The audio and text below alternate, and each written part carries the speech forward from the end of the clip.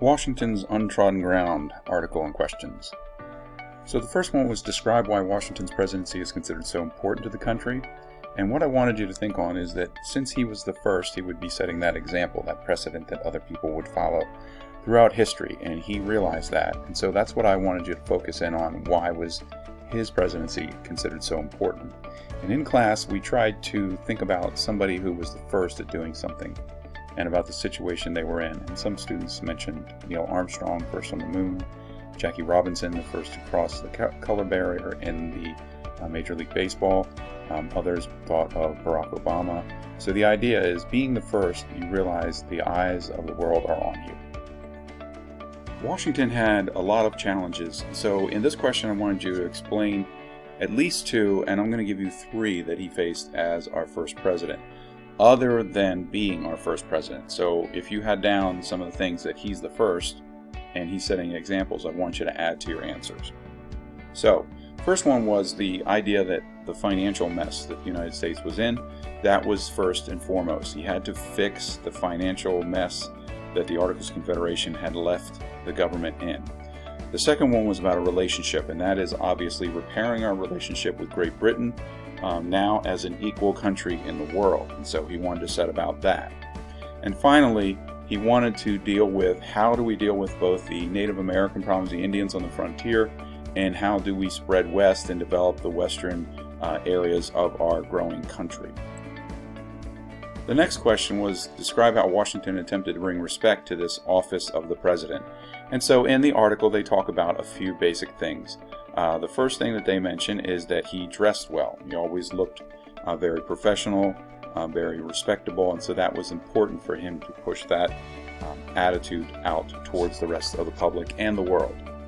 The other one dealing with that is the idea of how he moved about Philadelphia. Remember, that's where he is. There's no such place as Washington, D.C. yet. So he arrived around town in a large carriage, supposedly pulled by 6 white horses, a very, once again, respectable and admirable type of way to arrive to places. And finally, he refused to attend private parties, private dinner parties. Instead, he held public weekly receptions where people can basically come and ask questions and share concerns. So that way he didn't appear like he was favoring one group over another. This next group of answers are going to be dealing with the difference between the two real dominant men who are going to begin the start of what we would refer to as political parties. Back in the day, they didn't call it a party, they called it a faction. So here is what was on your answer sheet about Hamilton's views on government and then Jefferson's views on government. So the way we're going to do this is we're going to go down one at a time on Hamilton and then basically compare that with Jefferson. So Hamilton, being a supporter of the Constitution and this new form of government, he's going to be a guy who favors a strong central government, very strong, with lots of powers to deal with various types of threats that might occur. So his focus is on that. Dealing with the other issues other than how the government runs is basically what is the government going to favor and try and encourage in society to make it a successful government. And so that second one is going to be, he felt that government should encourage business, trade, banking. Those were where he felt the country's future lie, is in that area of the economic world. And the third one deals with an alliance. And so he wanted to desperately repair that alliance with Great Britain because Great Britain was one of the most powerful, if not the most powerful empire in the world at the time. So we're talking the late 1780s, 1790s. The next 100 years is going to be the year or the centuries of Great Britain. They are going to dominate the world with their economics, with their military, and so he felt he wanted to have a strong alliance with them. We had a lot in common. And then the last part is basically, how do you generate money? Well, he felt that taxes, tariffs were the easiest and best ways to create revenue for this new government. Now, to look at Jefferson's views on government, you have to go really the opposite. And so when I say opposite, I don't mean like a not strong central government. So let's do this first one. The difference between a strong central government or a federal government would be a strong state government. So that's where Jefferson felt that the power should remain with the people. That's the power that they trusted most, is the power that's closest to them. So there you see one difference. The next one was the idea that government should encourage business. Well, Jefferson's view is the exact opposite. He felt that the nation's interest and future lay in basically a nation of farming, or as the article says, agrarian. Okay, so the government should encourage farming and farming interests. So in the article they talk about agrarian interests. The third one, he wanted an alliance with Great Britain. Jefferson did not trust Great Britain, didn't like Great Britain, and felt that the true idea power in Europe was going to be not the British, but the French. He felt that the French were really following our lead. We're going to learn about their revolution, where they try and get rid of the monarchy. So that's who he favored. He did not like Great Britain, didn't trust them. And last but not least, he was deeply concerned about the wealthy and the statist people controlling government. Even though he was wealthy, he felt that the true nature of the revolution lie in its average citizens. The next question asks about Jay's Treaty. That would be John Jay, and describe why the public disliked this agreement. So, a little background. So let's talk first of all about these causes. So the causes are multi. It's the British still occupied force. We had discussed this earlier in the Great Lakes region, the area of Indiana, Illinois, Michigan. There were still British troops located in forts that they had possessed before the Revolution. Also, the British were stopping American ships on the high seas and practicing conscription. That's a big word for basically kidnapping. Due to their fight with France on and off, they noticed a deep decline in their sailors, and so what they needed to do was fill their ranks. And what they did is they would stop merchant ships on the high seas and basically say, these people are not really these people, they are runaways, and we are taking them into arms and into service with the British Navy. And so Americans were fearful and angry at that. And last but not least was the idea that there was some intelligence and rumors that the British were actually working with the Indians in the areas of the Northwest Territory to resist American movement into there, perhaps providing them information, providing them with weapons, those type of things. So those were all items that the Americans wanted to have dealt with in Jay's Treaty. Well, why the public hates it is that a lot of those interests and concerns were not actually addressed in the treaty itself. What was addressed was an issue that they made Great Britain a most favored nation status, which is kind of a very large title to say, you're our number one trading partner and we're going to make things very easy for you. But in doing so, they did not deal with the practice that the British had been actually restricting American trade in the West Indies. That's today the Caribbean. And so that was a very rich, lucrative trade area for all of Europe. And the Americans were angered that Jay's Treaty did not address some of those British practices. And last but not least, some felt it was basically being disloyal to our former people who were there to support us during the Revolution, our allies, the French, that it looked like we were turning our back on them in helping and signing the treaty with the British. So this was an example of what we would call an international or foreign crisis, the idea of dealing with someone outside of the United States. The next question is going to deal with what we refer to as a domestic crisis. That means an issue that's involving people inside our own border with our own countrymen. So the Whiskey Rebellion occurs, and how Washington responds to it is going to be very key. And we're going to talk about the necessary idea of how the country views Washington's response, because we had already talked about a previous rebellion. We talked about Shays' Rebellion and what that taught us. So the Whiskey Rebellion is a rebellion here in Pennsylvania, Western PA, over a tax, an excise tax is what it was called, on whiskey. And it was a way to raise money, but it was also a way to show the new federal government could raise money and also have control over its people. Well, Western farmers just refused to pay the tax, and they actually went after and attacked some tax collectors sent to collect that tax. So what happened was, this stretched on for several years, actually. The tax was passed in 1791, and it stretched into like 1794. And by that point, Washington's temper and his patience has been pretty much up. And so what he decided to do was send the militia, send an army out of 13,000 strong to put down the rebellion, to put down this idea that you can thwart and thumb your nose at the authority of the federal government. And he also wanted to show that he would enforce the law. So he becomes the only sitting president ever to take the command, or the idea of commander-in-chief, literal. And he led the army out through western Pennsylvania, and by the time he crossed the Appalachians, all of these rebellious farmers had fled. So that was important because, why was it important for this area of the country? Was it showed that if you wanted to dislike or show your disapproval with something, then you had to do it in a legal, peaceful way. You can't just burn stuff and destroy things. This is not the way the country is going to run. This last part I'll just throw in here is that Washington himself led the militia, and he did cross through what today is Carlisle and stayed there for several days organizing his army. And with him, none other than Alexander Hamilton accompanied him.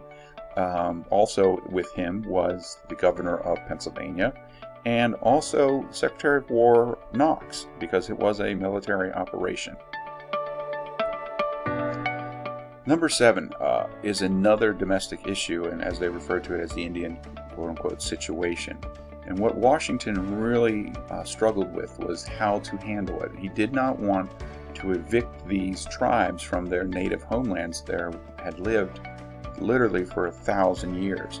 And so he came up with this idea of creating a homeland for Indians, to establish territorial borders for the Indian tribes, and basically said that states and or individuals could not encroach, could not move into Indian land. The problem was a lot of governors in areas of the West, there was a big push to move further and further west, and in so doing they basically took and stole the land from the Indian peoples that were there, and the Indians were forced to either stay or move further and further west to try and stay away from the encroaching white man.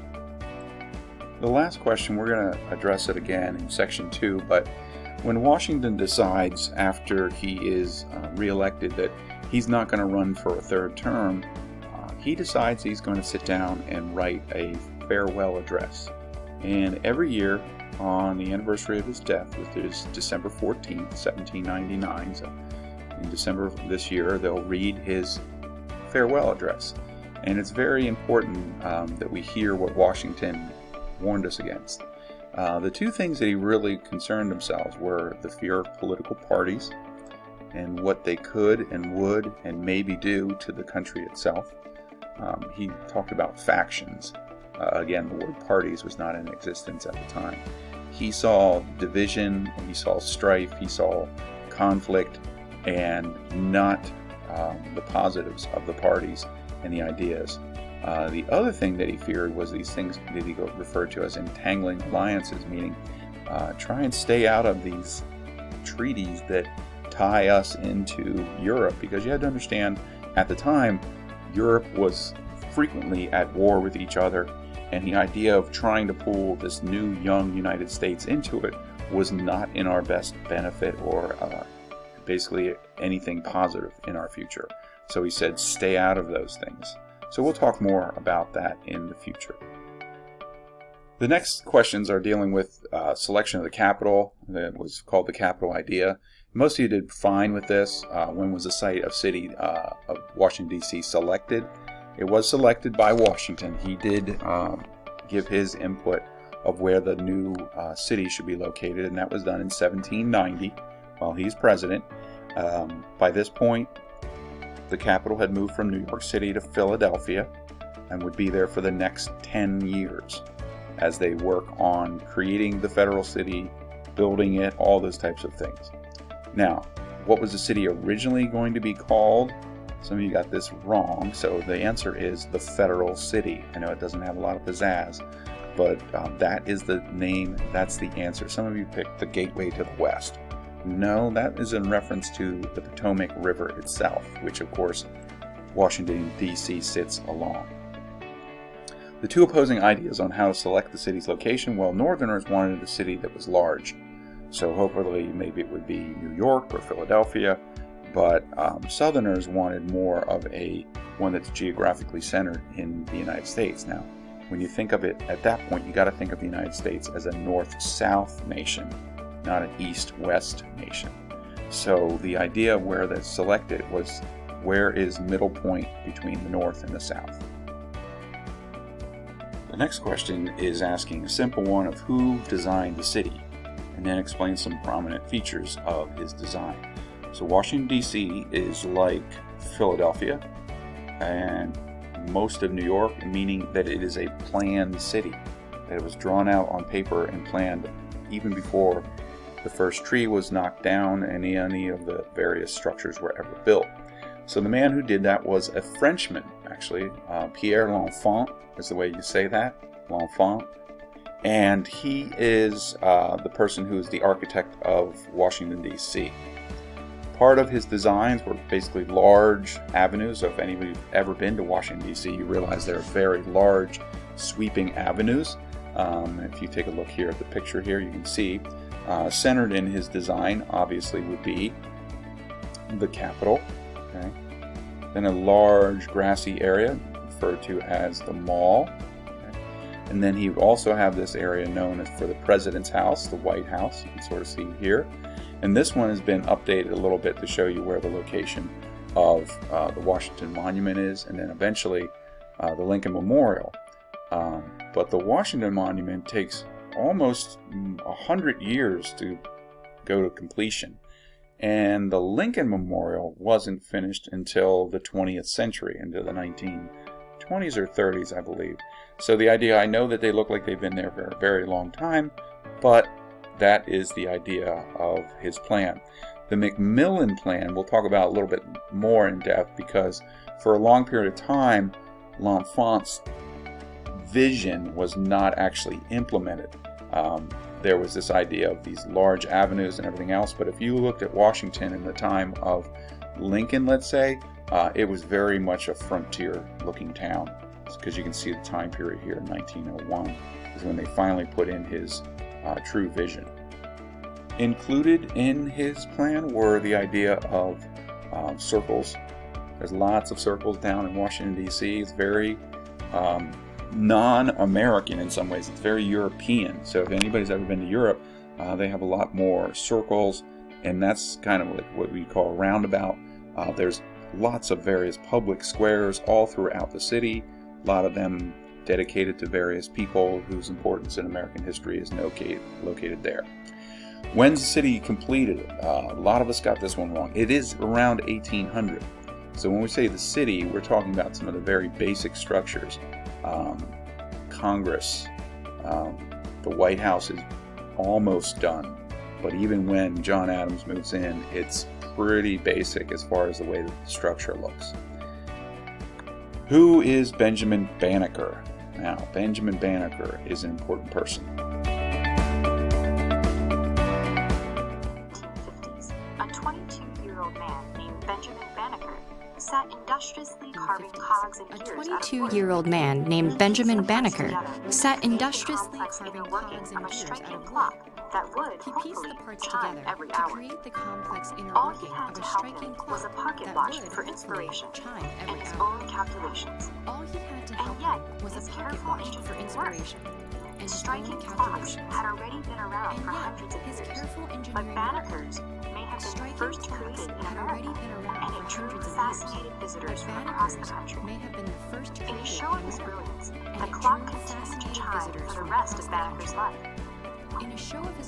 Born in 1731 to freed slaves on a farm in Baltimore, Maryland, from his earliest days, the young Banneker was obsessed with math and science, and his appetite for knowledge only grew as he taught himself astronomy, mathematics, engineering, and the study of the natural world. As an adult, he used astronomy to accurately predict lunar and solar events, like the solar eclipse of 1789, and even applied his mathematical skills to land-use planning. These talents caught the eye of a local Baltimore businessman, Andrew Ellicott, who who was also the These Surveyor talents General caught the of the eye United of a local States. Baltimore businessman, Recognizing Andrew Banneker's Ellicott, skills who in was also the Surveyor 1791, General of the Ellicott United appointed States. him as an assistant to work on a Recognizing prestigious new Banneker's project, skills in planning the 1791, layout of the nation's Ellicott capital. appointed him as an assistant to work on a Meanwhile, prestigious new Banneker turned project, his brilliant planning mind the to layout farming. of the nation's He capital. used his scientific expertise to Meanwhile, pioneer Banneker new turned his agricultural brilliant mind to methods on farming. his family's tobacco He farm. used his scientific expertise His to fascination with the pioneer natural new world agricultural also methods led on to a his study family's on the tobacco plague farm. life cycle of His locusts. fascination with the natural Then world in also led to a 1792, study on the Banneker plague life began cycle publishing of locusts. almanacs. These provided in detailed annual 1792, information on Banneker moon and began sun publishing cycles, almanacs. weather forecasts, These and provided planting and detailed tidal annual timetables. information on moon and sun Banneker cycles, sent a weather handwritten copy of forecasts, his first and almanac planting and to tidal Virginia's timetables. Secretary of State, Thomas Jefferson. Banneker sent a This was handwritten a copy decade of his before first Jefferson almanac became to president. Virginia's Secretary of State, Banneker Thomas included Jefferson. a letter imploring This was a Jefferson decade to before Jefferson embrace became every president. opportunity to Banneker eradicate that included a train of letter absurd and imploring false Jefferson ideas and to opinions that embrace caused every prejudice opportunity against to black people. eradicate that train of Jefferson absurd read and the false almanac ideas and and wrote back in opinions praise of that Banneker's caused work. prejudice against black people. Banneker's correspondence Jefferson with read the the future almanac president and is wrote now back in considered praise to of be one of the Banneker's first documented examples of a Banneker's civil rights correspondence with protest the letter future in America. president is now considered For to the be rest one of of his the life, first he documented fought for this examples of a cause, civil rights sharing his protest opposition letter to in America. slavery through his For writing. the rest of his life, he fought In for this cause, 1806, at the sharing age of his opposition 75, to slavery Banneker through his died writing. after a lifetime of study and In activism. 1806, On at the the day age of of his funeral, 75, his house Banneker died mysteriously after burned a down, lifetime of study and the and majority of his activism. life's work, On the day including of his his striking funeral, clock, his house was destroyed. mysteriously burned down, But and the still, majority his of his legacy life's work, lives on. including his striking clock. So after the video, I hope you know a little bit more about Benjamin Banneker. He was Pierre L'Enfant's assistant, because eventually L'Enfant gets fired from the job that he was actually appointed to. And one of the main things that he did was he was, just like Washington himself, he was a surveyor. So that meant that he could lay out what he saw in the real world in the paper world of 2 dimensions. And so that was basically what Banneker helped accomplish. So there you go, Washington, D.C., a planned city.